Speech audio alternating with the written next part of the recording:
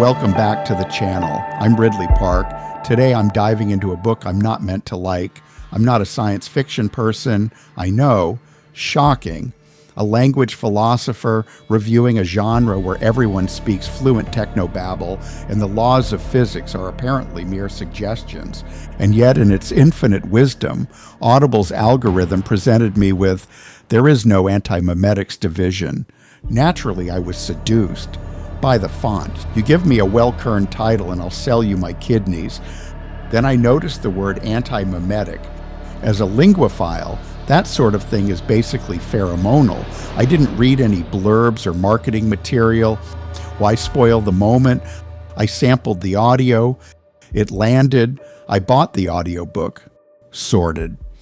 I listen to audiobooks while I'm working out, partly to distract myself from the bleakness of physical exertion. When I got home, I switched to the digital version. Something felt, well, off. The prose sounded like it had been written by a very earnest 14-year-old who had just discovered verbs and decided to collect all of them. And somehow, it worked better in audio than on the page. I didn't realize that was even a phenomenon, but here we are. Then came the shock. After bookmarking some passages, I tried to find them again in my typed copy. They weren't there, not altered, not relocated, gone. By the way, if you like this content, be sure to press like. If you really like it, subscribe. Press the bell icon if you want to be notified when I upload a post again. Okay, where were we? Enter the rabbit hole. This book began life as a serialized SCP project back in 2015, indie published, wild, free range, unpasteurized. Then Ballantine Books picked it up, and the editorial cavalry charged in. A developmental editor clearly rolled up their sleeves, muttered something like, "Bless this mess," and reorganized the entire structure.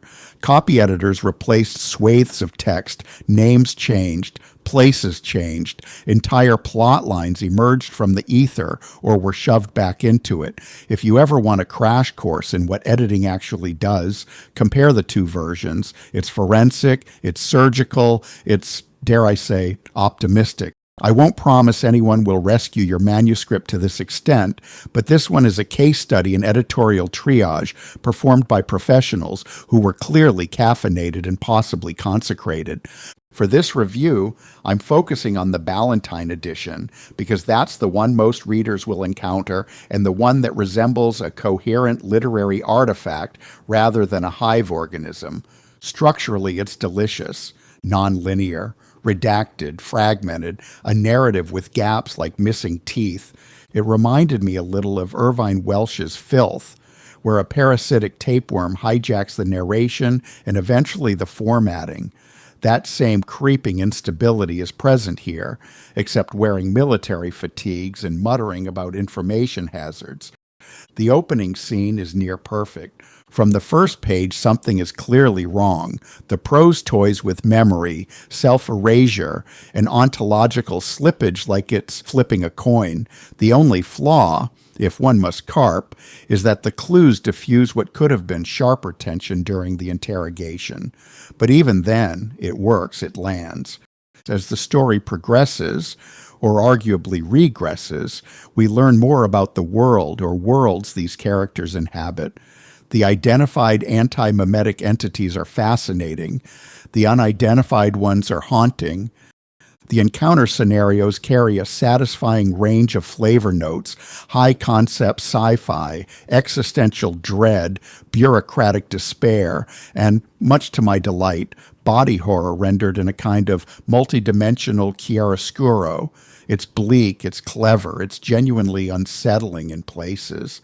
And this is the thing, it's more than science fiction. It's speculative fiction with teeth. It's horror with an epistemic twist. It's a meditation on perception, memory, and the fragility of narrative reality, disguised as a novel where people keep forgetting the plot for extremely good reasons. In short, I liked it. I liked it more than I had any right to, given my usual allergy to genre fiction. The Ballantine edition is tight, inventive, and well executed. The thematic ambition is admirable, even if the prose occasionally betrays its adolescent origins.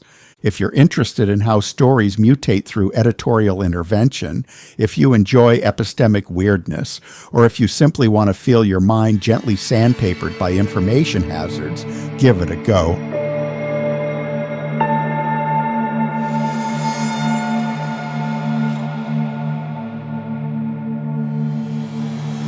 I'm Ridley Park. Don't forget what you just heard after you subscribe, of course. Cheers.